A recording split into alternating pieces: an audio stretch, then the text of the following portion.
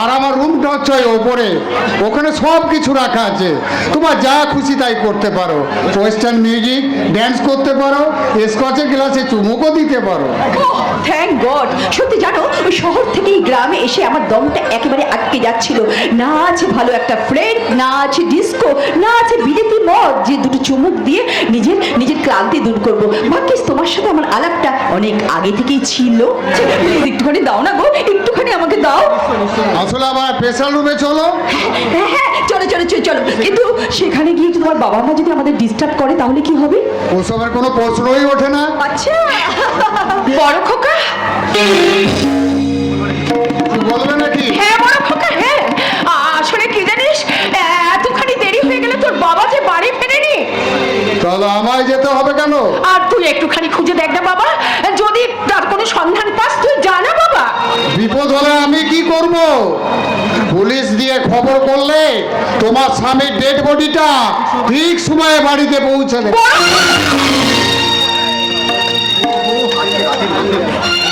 শোনো মা, আজ রাতের মধ্যে যদি বাবা বাড়িতে না ফেরে, কাল সকালে গিয়ে হসপিটালে খবর নিয়ে নেবে। আর এতে আবার চিন্তা করার কি আছে মা? আর শোনো মা, এ হচ্ছে আমার বন্ধু, একে নিয়ে আমি একটু ওপরের ঘরে আড্ডা মারতে যাচ্ছি। তুমি কিন্তু বাইরে থেকে কড়া নেবে, ডিস্টার্ব করো না যেন, কথাটা যেন মনে থাকে মা। চলো চলো ডার্লিং, চলো।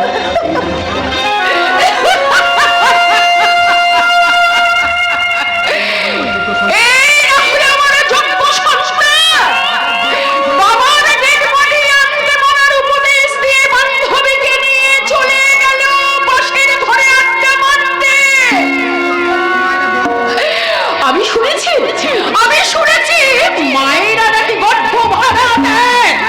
কি করে গর্ভ ভাড়া দেয়, কেন দেবে না? ভগবতী দেবী গর্ভ করে বলেছিলেন আমি বিদ্যার সাগরের জন্ম দিয়েছি। আর আজ আমি মাথা হেঁট করে বলছি আমি আজকে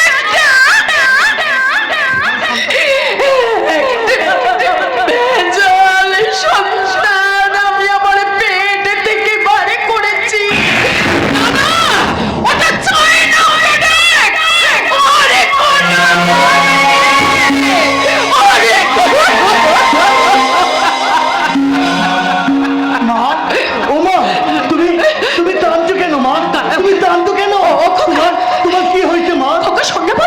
তোর বাবা যে এখনো পর্যন্ত বাড়ি ফেরেনি, তাই তোমার ভীষণ ভয় করছে বাবা।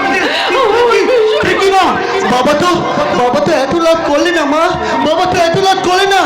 তুমি তুমি সেই জন্যই তোমার ভীষণ চিন্তা হচ্ছে। তুমি তুমি চিন্তা করো না মা, তুমি চিন্তা করো না। তুমি বরং হারিকেনটা জ্বালিয়ে দাও, আমি আমি এই গ্রামটা ঘুরে ঘুরে দেখাচ্ছি আমার বাবা কোথায় গেছে। আমি আমি দেখে আসি। না না না, তোমাদের কোথাও যেতে হবে না, মাস্টার মশাইকে আমি নিয়ে এসেছি। কি গো, তোমার কি অবস্থা হয়েছে বলে না, কি হয়েছে তোমার? একটা চাকরি হয়েছিল তো, একটা চাকরি হয়েছে, তাই প্রথম দিনই কাজে গিয়ে আমি এত টাকা রোজগার করেছি। ওরে সিধু, তোর দাদা আর আমাদের টাকার জন্য খোটা দিতে পারবে না রে। এবার থেকে আমি রোজ কাজে যাব আর অনেক অনেক টাকা রোজগার করবো রে, অনেক টাকা রোজগার করবো। কিন্তু আমার যে ভীষণ ভয় হচ্ছে। বলো না, তুমি এই টাকাগুলো কি সব মতো রোজগার করে নিয়ে এসেছো? লতা, আমার পথটা অসৎ হলো, আমার পরিশ্রমটা যে সৎ সেটা আমি হলক করে বলতে পারি। লতা, কি বলছো? তো বাবা বাবা ও বাবা, তুমি বলো না, তুমি তুমি কি কাজ করেছো বাবা, তুমি কি কাজ করেছো? আমি বলছি শোনো, সকালবেলা ওই মাস্টার মশাই জুতো পালিশ করার কাজ ছেড়ে দিয়েছে। তখন তো আমি ওখানে ছিলাম। হ্যাঁ, তারপর ওই গ্রামের পাশের গ্রামে একটা নার্সিং হোমে খুব ভালো ডক্টর আছে। আমি এই সিধুর ব্যাপারে সেখানে কথা বলতে গিয়েছিলাম। তারপর ওই ডক্টর আমাকে বলল ওখানে চিকিৎসা করালে সিধু ভালো হয়ে যাবে। আর এই আনন্দের খবরটা শুনে আমি এসে দেখলাম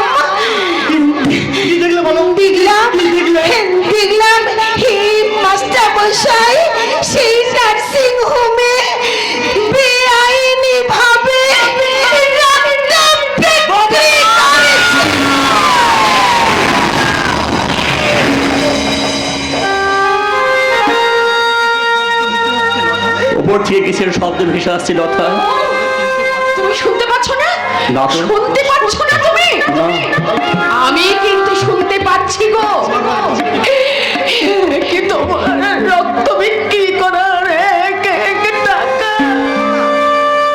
লতা, কিছুক্ষণ আগে না তোমার বড় ছেলে আমাকে উপদেশ দিয়ে গেল, বাবার ডেড বডি আনতে যাওয়ার কথা বলে তার বান্ধবীকে নিয়ে ওপর ঘরে গিয়ে টেপ রেকর্ডার চালিয়ে আনন্দ করছে, আনন্দ।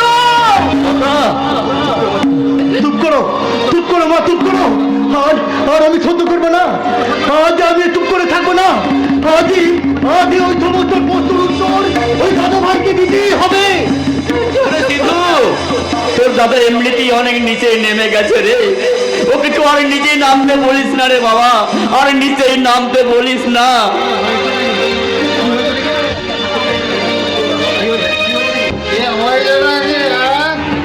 বাড়িতে এত চেষ্টার চেঁচামেচি কিসে? একটু শান্তিতে যে মদ খাবো তাও উপায় নাই দেখছি। তাহলে বাড়িটাকে একবারে ছাগলের হাট বানিয়ে তোমাকে তুমি আগেই বলেছিলাম ডার্লিং, কিন্তু তুমি আমাকে বললে আর তোমাকে কেউ ডিস্টার্ব করবে না। এবার নাও বুঝো। বাবা, ভালো লাগছে কিনা বলো? বড় খোকা, তুই তোর বাবাকে টাকা রোজগার করে আনতে বলেছিলি না? এই দেখ, তোর বাবা টাকা রোজগার করে নিয়ে এসেছে। নে নে, টাকাগুলো ধর বড় খোকা, টাকাগুলো ধর। না না না মা, না না না না। একবারে 1000 টাকা জুতো পালিশ করে তাহলে একদিনে 1000 টাকা রোজগার করা যায়? আমি তো এরকমই আগাম আশা তোমাদের কাছ থেকে করেছিলাম, my dear father, my dear mom. আজকে আমার খুব খুশির দিন, বুঝলে দেখলা। তো এই খুশির মুহূর্তে আরেকবার চ্যাস হয়ে যাচ্ছে। হ্যাঁ রে দাদা ভাই, তুই ওটা কি খাচ্ছিস রে দাদা ভাই? তুই ওটা কি খাচ্ছিস? মদ খাচ্ছি রে মদ। না রে দাদা ভাই, না। ওইটা মদ নয় রে দাদা ভাই, ওটার মদ নয়। তুই আমার বাবা মার রক্ত খাচ্ছিস। সেটা ঠিক কোথায় বলেছে। ওই টাকাটা জুতো পালিশ করা টাকা নয় সুশান্ত বাবু।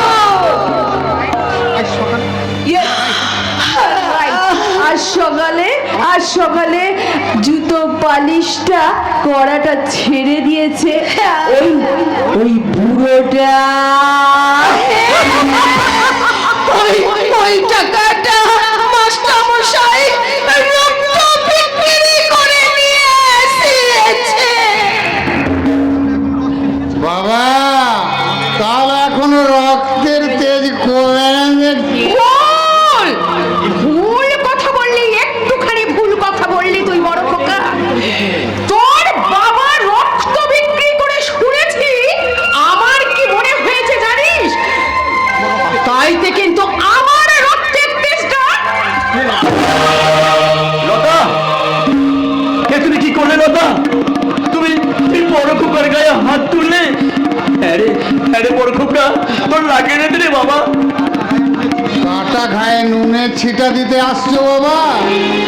হ্যাঁ, মনে হচ্ছে না তোমাদের এই সব কটাকে আমি এক্ষুনি গলা ধাক্কা দিয়ে এখান থেকে বের করে দিই। কি বললি? কি বললি তুই আমার বাবা মার গায়ে হাত তুলবি? তোকে আমি সিধু, তোর হাত বলা কথা, তোকে আমি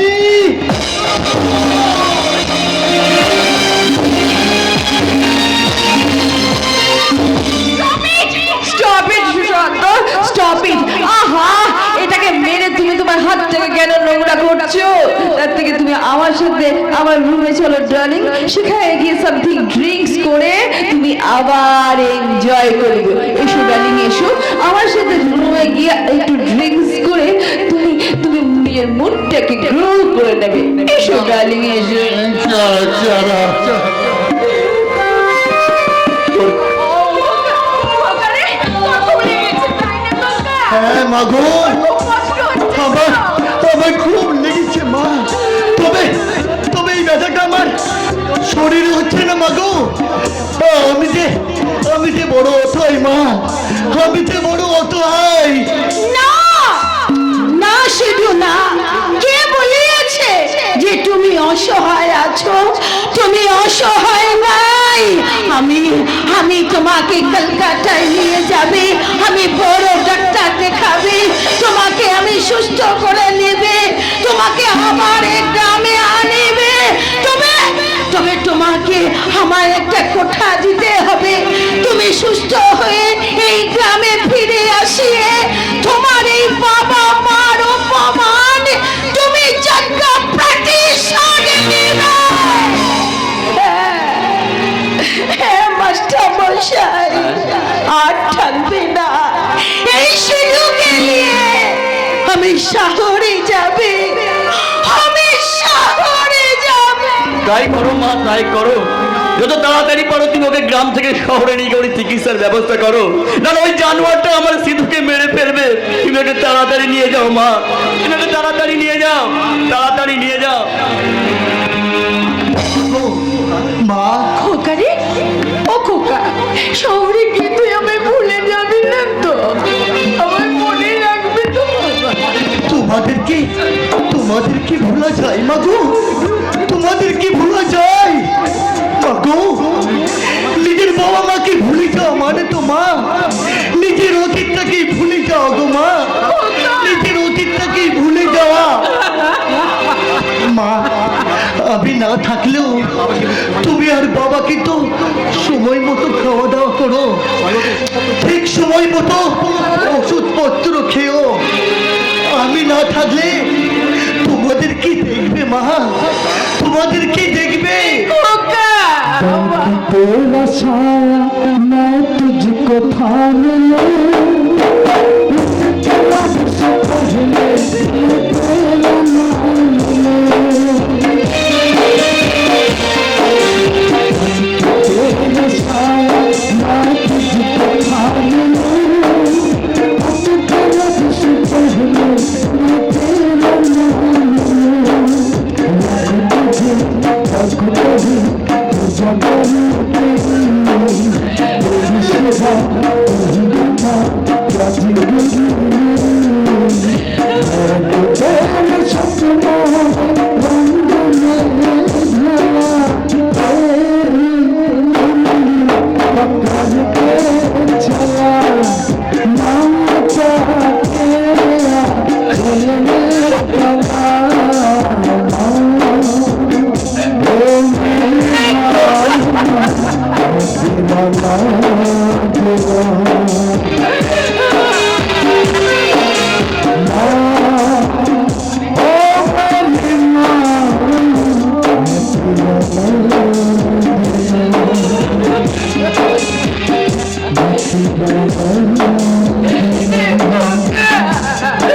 অনুগ্রহ করে শুনবেন,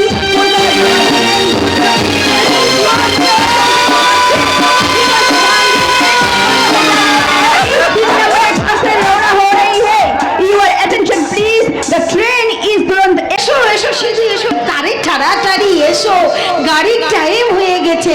আরে গাড়ি ঢুকে পড়বে তো, আসো। আসলে আসলে এই গ্রামে অনেকদিন ছিলাম তো, হ্যাঁ তাই তাই এই গ্রাম থেকে ছেড়ে না যেতে আমার ভীষণ কষ্ট হচ্ছে। আরে ধুর, বোকা কোঠাকার, কষ্ট হবে কেন? আমরা কি চিরদিনের জন্য গ্রাম ছেড়ে চলে যাচ্ছি নাকি? তুমি সুস্থ হলে আবার তো ফিরে আসবো গ্রামে। হ্যাঁ তা অবশ্য ঠিক, কিন্তু হ্যাঁ আমার বড় ভয় করছে। ভয়? আমার বড় ভয় করছে। হ্যাঁ আমার বাবা মার উপর যদি আবার ওই দাদা ভাই অত্যাচার করে। আরে নো নো, সব ঠিক হয়ে যাবে, তুমি দেখে নিও, সব ঠিক হয়ে যাবে। চলো চলো তাড়াতাড়ি চলো, হ্যাঁ চলো। তাই চলো। সিধু, সিধু,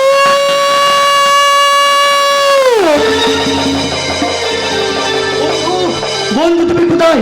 বন্ধু আমি একটু আসছি, আমি একটু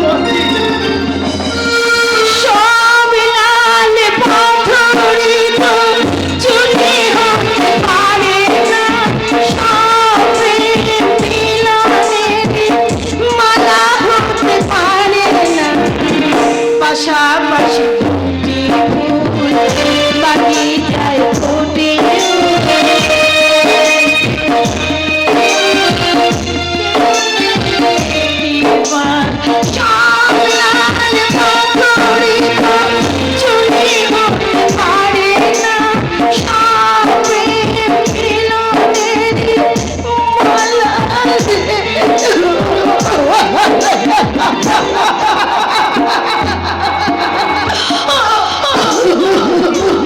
বন্ধু তোমার চোখে জল, তুমি কাঁদছো? না না, ও কিছু নয়, ও কিছু নয়। আরে, তোমার এতক্ষণ আসার সময় হলো, আর একটু হলেই তো ওই ট্রেনটা হুস করে চলে যেত। এই কোথায় ছিল এখন? কোথায় ছিলে? নাও খাবারটা ধরো। হাত করে আমার মুখের দিকে তাকিয়ে অমন করে কি দেখছো? ধরো ধরো বলছি। কি হলো? ধরো। এই দেখো, আমার যাবার সময় তুমি যদি এইভাবে চোখের জল ফেলো, তাহলে আমি কি করে যাবো বলো তো? হ্যাঁ? বেশ, আর আমি কাঁদবো না। তবে একটা কথা তোমাকে বলছি, মন দিয়ে তুমি শুনে রাখো। এই সিঁদুর কৌটোটা আমার হাতে থাকলেও এই সিঁড়িটা কিন্তু তোমার জন্যই ফাঁকা থাকবে। শুধু তোমার জন্যে, তোমার জন্য। বন্ধু, বন্ধু এসো, চলো। আরে ট্রেন তো এসে গেল। আচ্ছা বন্ধু, বলো না ওই মেয়েটা কোন আছে, কি আছে? আমার ভালোবাসা গো, আমার ভালোবাসা। এই দেখো না, দেখো আমার জন্য কেমন লুচির হালুয়া করে নিয়ে এসেছে। তাই? এই দেখো দেখো। অনুগ্রহ করে শুনবেন, কলকাতা যাওয়ার ট্রেন दुरंत एक्सप्रेस 3 नंबर प्लेटफॉर्म থেকে ছাড়ছে। চলো চলো, कृपा से ध्यान कीजिए, कलकत्ता जाने वाली की गाड़ी एक्सप्रेस 3 नंबर प्लेटफॉर्म से रवाना हो रही है। Your attention please, the train is Durand Express will be relieved for Calcutta from platform number 3. শুধু আর দেরি করো না, ট্রেন ছাড়ার সময় হয়ে গেল। চলো চলো, শিগগিরই চলো।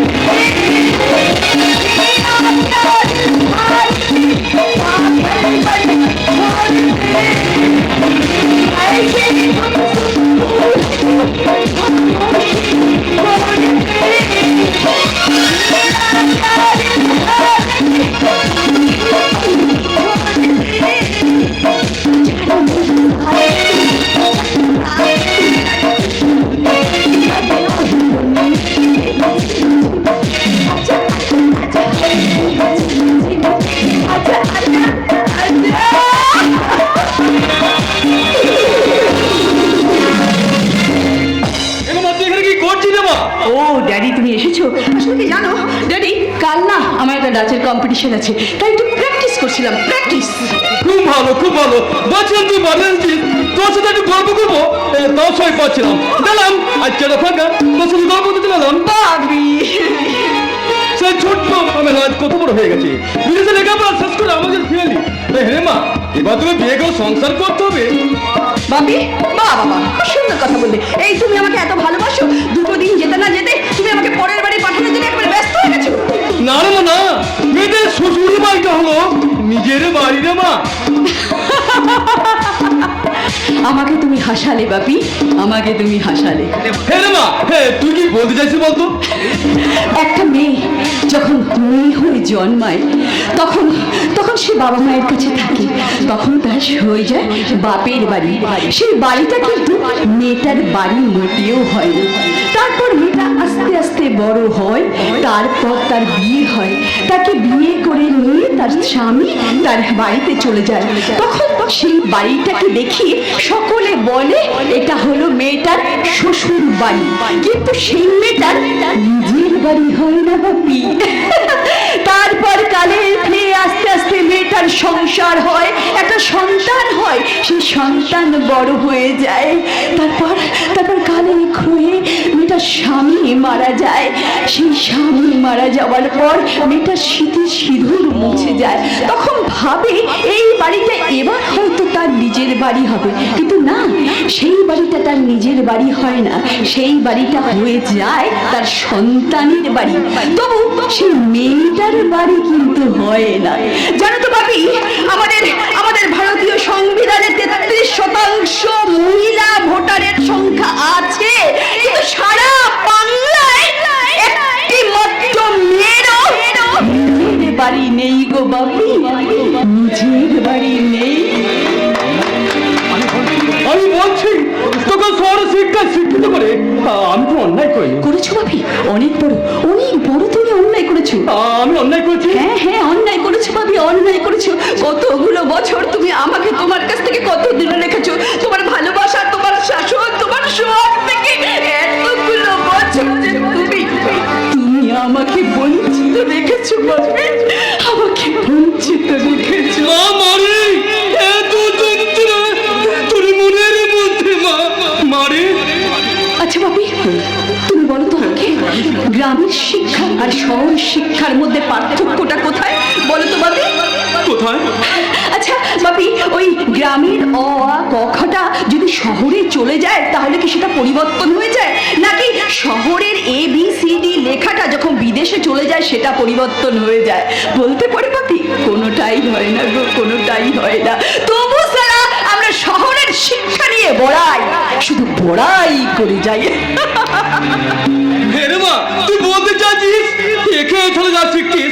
বলছি ওখানে কি তাই শিখেছিস, মানে এক্সট্রা কিছু শিখিসনি? এ মা, কে বলেছে আমি এক্সট্রা কিছু শিখিনি?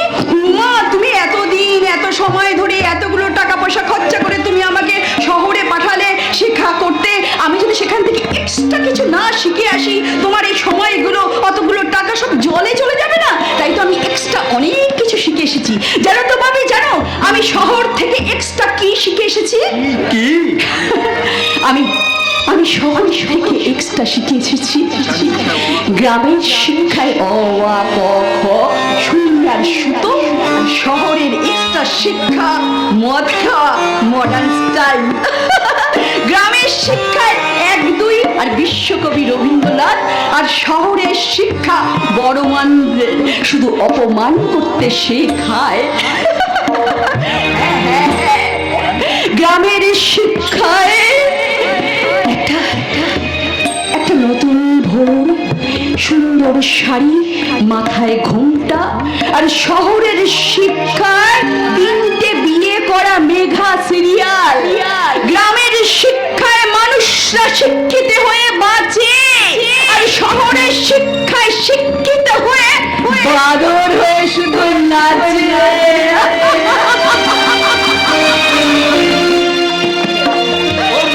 অপূর্ব, আমি তো যতই দেখছি ততই অবাক হয়ে যাচ্ছি রে মা। বাপি বাপি বাপি গো, বলো। আচ্ছা তুমি কেন বলো তো, সব মানুষগুলো আজকালকার ছেলে মেয়েদের সব শিক্ষার জন্য শহরে পাঠায়? আসলে কি জানো তো, গ্রামের মানুষদের মধ্যে একটা নতুন স্টাইল জন্মিয়েছে যে উচ্চ মাধ্যমিক পাশের পর ছেলে মেয়েদের শহরে পাঠায় শিক্ষিত করবার জন্য। কিন্তু শহরে গিয়ে তারা এক্সট্রা কিচ্ছু শেখে না, কতগুলো হাতি ঘোড়া জিনিস শিখে আসে আর শেখে স্বার্থপরতা। হ্যাঁ, তারা শহরে গিয়ে স্বার্থপরতা শিখে আসে, তারপর গ্রামে এসে বাবা মাকে ছেড়ে দিয়ে শহরে চলে যায় চাকরি করতে, শহর থেকে চলে যায় বিদেশে। আর বিদেশিরা তো চিরদিনের জন্য স্বার্থপর, তখন সেই মানুষগুলোকে ব্যবহার করে শুধু বিদেশের উন্নতি হয়, গ্রামের কিন্তু কোনো উন্নতি হয় না বাপি। হ্যাঁ রে মা, ভুলটা তো বাবা মাদের রে মা। হ্যাঁ, একেবারে ঠিক কথা বলেছো বাপি, ভুলটা কিন্তু সম্পূর্ণ বাবা মাদের। তাই তো আমি বাবা মাদের চোখের মধ্যে আঙ্গুল দিয়ে দেখাতে চাই বলে তো আমি এভাবে থাকি। আমি চাই গ্রামের মানুষগুলো আমাকে দেখে শহরের প্রতি ঘৃণা আসুক। হ্যাঁ হ্যাঁ, প্রচুর ঘৃণা আসুক, প্রচুর ঘৃণা। তাই তো শহরের শিক্ষাতে শিক্ষিত হয়ে নগ্ন পোশাক করে গ্রামের মানুষের সামনে আমি শুধু এভাবে ঘুরে বেড়াই তাদের শিক্ষা দেওয়ার জন্য। কিন্তু আমার মনটা এখনো গ্রামেরই আছে।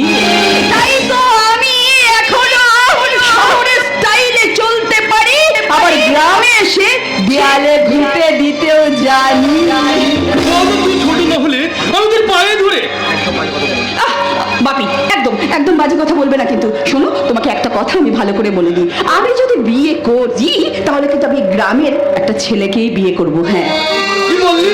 তুই বিয়ে করবি? আরে আমি কাল থেকে পাত্র কিনা শুরু করে দেবো। আচ্ছা বাপি, হ্যাঁ বল। আচ্ছা, আর যদি মা বেঁচে থাকতো তাহলে খুব ভালো হতো, বলো? আচ্ছা, মা আমার মুখে খুব আনন্দ পেত, তাই না? বলো বাপি, বলো। আচ্ছা বাপি, বলো না বাপি, মা কি সত্যি সত্যি হার্ট ফেল করে মারা গেছে?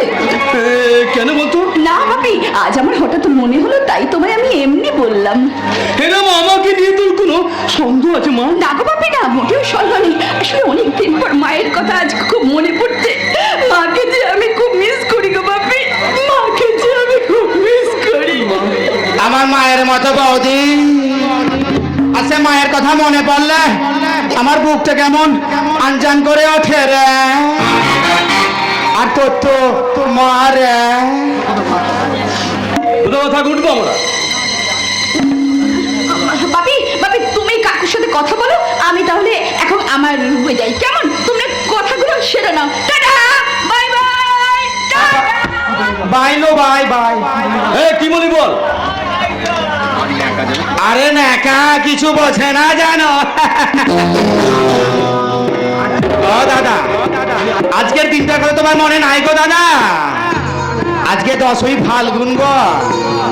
আমার বৌদি, মানে তোমার বউটার মৃত্যুদিন গো দাদা, মৃত্যুদিন। আর ওই একটা দিনই তো আবদার করে তোমার কাছে কিছু চাইতে আসি গো দাদা, চাইতে আসি। রানীমা গো, রানীমা। আরে ও চম্পা চমলি ঢামনা রঘু, আরে ঢোল বাজা রে, ঢোল বাজা। আমার দাদা কিছু বলবে গো, বলো বলো। আর কতদিন তুই আমাকে বিলাগিবিলি করবি বলতে পারিস ভাই? একটার পর একটা প্রপার্টি তুই নিজের নামে লিখে নিয়েছিস। আজও লেখাবো গো দাদা, আজও লেখাবো। ও দাদা, ওই ওই ঘরটা তুমি আমার নামে লিখে দাও না গো দাদা। আরে তুমি কিছু চিন্তা করো না গো দাদা, তুমি কিছু চিন্তা করো না। ওই ঘরে তোমরাই থাকবে গো। আরে ঘরটা থাকবে শুধু আমার নামে গো দাদা, আমার নামে। আর তোমরা থাকবে কি তো দাসী হয়ে গো। আরে চম্পা চামড়ি ঠান্ডা রাখো, এ বারবার কেন ঢোলবাতি বন্ধ কর, বন্ধ কর, মাগির দল দেখছিস না একটা গুরুত্বপূর্ণ সিন চলছে। ও দাদা, দাদা গো, আমি করতে পার সঙ্গে করেই এনেছি গো দাদা। এইটাতে লক্ষ্মী সোনার মতো একটা সই করে দাও না গো দাদা, কাছে এসো দাদা, দাও দাদা। বল।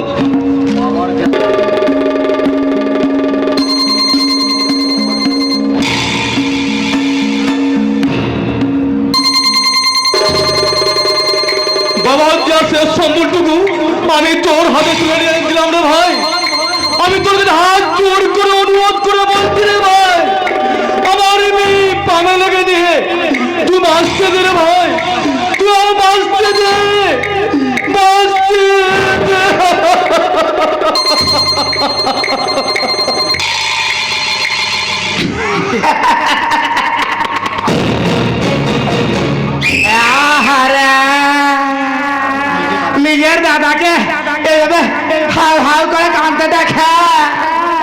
আমার খুব কষ্ট হচ্ছে না, আরে বুকের ভেতরটা মুচড়ে মুচড়ে উঠছে না। আর আমি হলে আমি তো মানুষ নাকি বলো? আমার মনে তো দয়া মায়া মমতা আছে নাকি গো? না গো দাদা না, ওই ঘরটাই তোমার শেষ সম্পত্তি নয় গো দাদা, এর থেকে ডবল রতন তোমার কাছে আছে গো দাদা, তোমার কাছে আছে।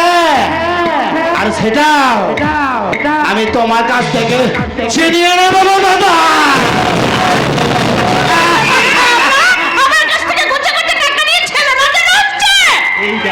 এই দেখো মাসি, আরে হঠাৎ এত উত্তেজনা ঠিক নয় গো মাসি, এতে প্রেসার বাড়ে, সুগার বাড়ে, কোলেস্টেরল বাড়ে গো।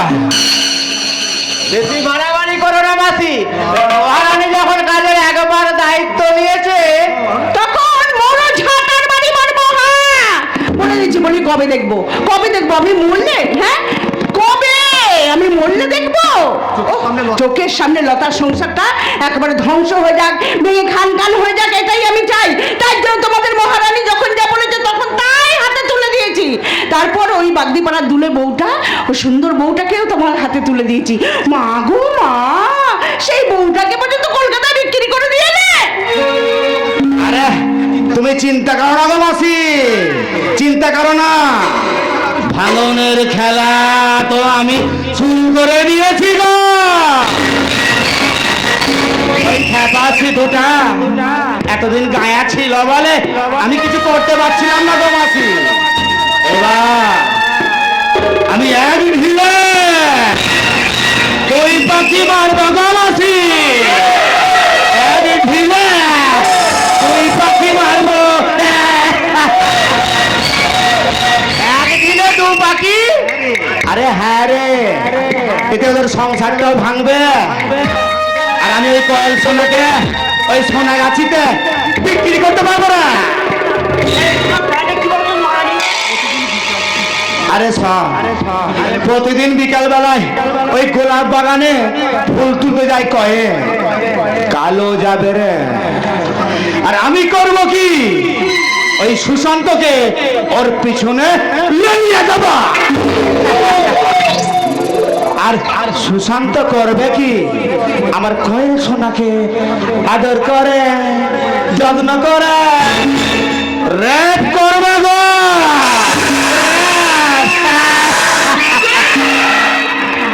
তারপর রেপ হয়ে যাওয়ার পর ওই কয়েল সোনাকে গ্রামের কলঙ্কিত বলবে, আর কয়েল সোনা দুঃখে ওই নদীতে ঝাঁপ দিতে করবে গো, ঝাঁপ দেবে। আমি তখন করব কি, ওই কোয়েল সোনাকে জল করে ঘোরা ওই সোনাগাছির খাপে খাপ করিয়ে দেব গো মাসি, খাপ করিয়ে দেব। সত্যি অনেক হারামি দেখেছি, কিন্তু তোমার মতো হারামি আমি কখনো দেখিনি। আর দেখবেও না গো মাসি, আর দেখবেও না। মাকড় সাগো মাসি, মাকড় সা, আমি হলাম বিষে ভরা মাকড় সাগো, মাকড় সা। আমার লালাই আমার ফোটার জ্বালা ধরে যাবে, জ্বালা ধরে যাবে। ঠিক আছে অনেক সাক্ষ্য, তোমার সাক্ষ্য অনেক কিন্তু কিন্তু এই কাজ তুমি কেন করলে? আরে কিন্তু এটা আমার লাভটা কি? আরে স্বার্থ একটাই রে, অর্থ পাবি রে, টাকা রে, টাকা। টাকা? হ্যাঁ রে, আরে সব ওই পুলিশ সব সন্ধ্যা থেকে কাছে আয়, কাছে আয়, আমার কাছে আয়। এক কাজ কর, এক কাজ কর, এই টাকাটা ওকে দিয়ে দাও, বাকি 50,000 কাজ হয়ে যাবার পর দিয়ে দাও। নীলকে বিক্রি করে মহারানী মাত্র 50,000 টাকা, আর আমি পাবো মাত্র 1 লাখ। আরে থাম নাই, একটু কথা কম বল না রে। ছেলেটাকে ভালো ছিল, এখন লোভী হয়ে যাচ্ছে পুলিশে, লোভী। আরে সেটা তোমাদের ব্যাপার, আমি চাই ওদের শুধু ধ্বংস ধ্বংস। আরে দেখাবো গো মাসি, এবার তোমাদেরকে আমি ওই ধ্বংসের সিরিয়ালটাই দেখাবো গো। ও মাসি, যা যাও, গিয়ে ভালো করে রান্না করে ঘরে শুয়ে বড় হয়ে যাও, কারণ সকালবেলায় তো কাজে লেগে পড়তে হবে গো মাসি।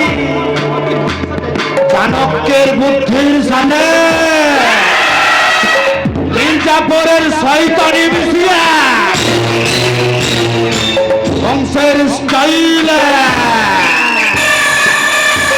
আমি শুরু করব ষড়যন্ত্রের T20